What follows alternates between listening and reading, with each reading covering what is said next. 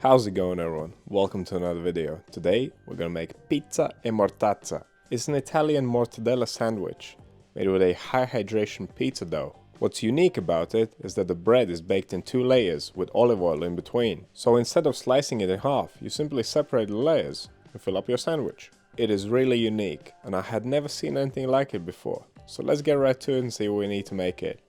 We'll need some strong white bread flour, yeast, salt, a bit of olive oil, some more olive oil, some water, we'll need some semolina for shaping, and even more olive oil, because you can't have too much olive oil, right?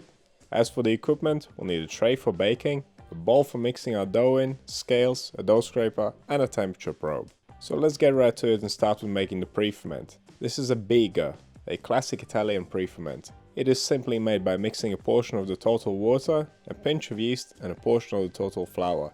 We'll leave this to ferment overnight. It will give us great flavor and will make the crust of the bread extra crispy. And if you would like to learn more about pre-ferments in detail, check out the Principles of Baking playlist on my channel. Since this is a low hydration pre-ferment, I started off by mixing it with a spatula and I finished it by hand, just to make sure there's no dry flour left. If you don't want to use a pre-ferment, you can add the ingredients from the pre-ferment to the main dough and mix everything together and make it on the same day.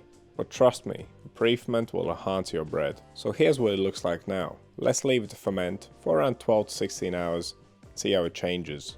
It should almost triple in size by the time it's ready. But because I'm going to work in the morning, I'm going to pop this in the fridge. By refrigerating it, will slow down fermentation and prevent it from overproofing. Look how nice and bubbly that is. It's perfect. You don't have to refrigerate yours. You can use it in the dough right away.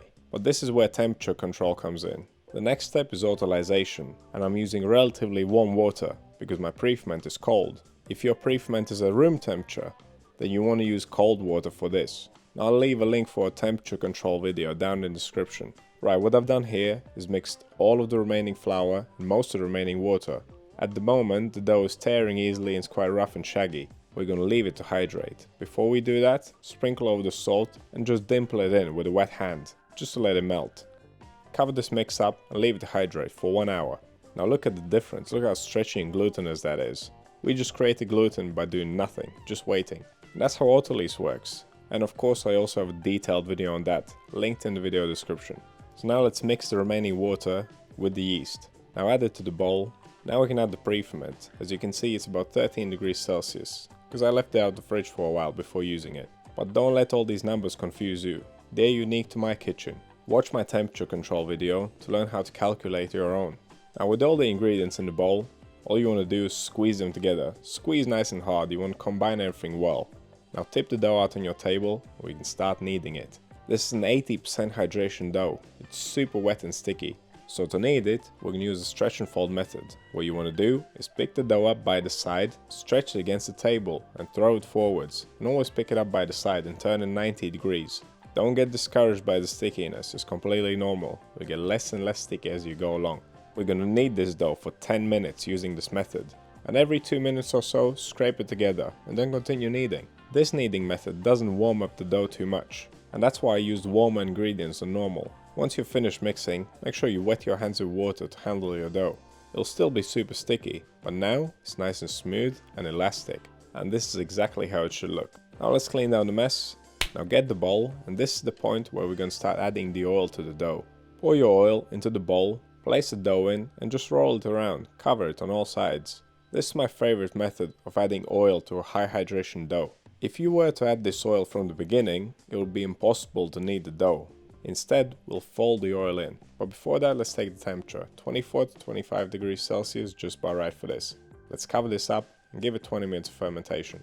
And now we can do our first fold. This is super simple. Pick the dough up by the middle, let it hang down, and then roll it underneath itself. And I'll show you a close-up of this on the next fold. And of course I have a whole video just on folding. The main thing here is not to fold it too much at once. Just give it a light fold on each side, cover it up again, and give it 20 more minutes. Right, let's do the second fold.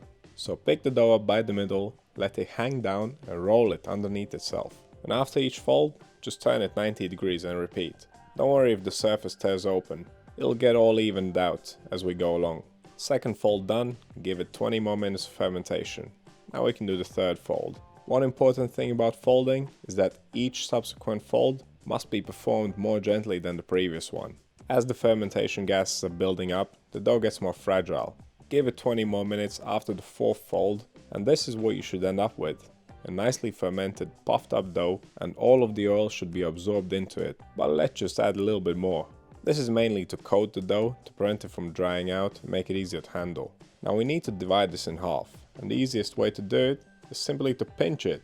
Try to make the two sides more or less the same size. Now place them on a tray for the final proof. At this point you can start preheating your oven.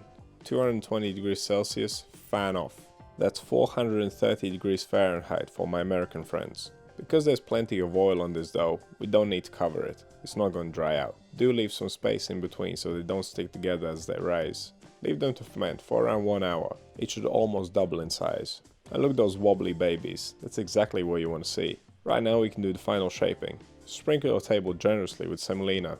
Take a piece of dough, place it on the semolina, and sprinkle the top of it as well. This will give you an extra nice crunch, more flavor, and makes it easier to handle as well.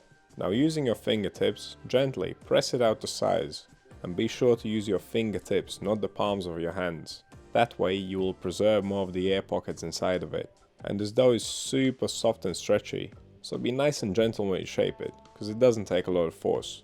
Once you have stretched it out to size, grab your tray, and you guessed it, add more olive oil. Then rub the oil in so it covers the whole surface, and then place your dough right into your tray. Now if you want to make a more low-fat version of this, you can skip the oil that we folded into the dough. You want to still perform the folds, just not with the oil.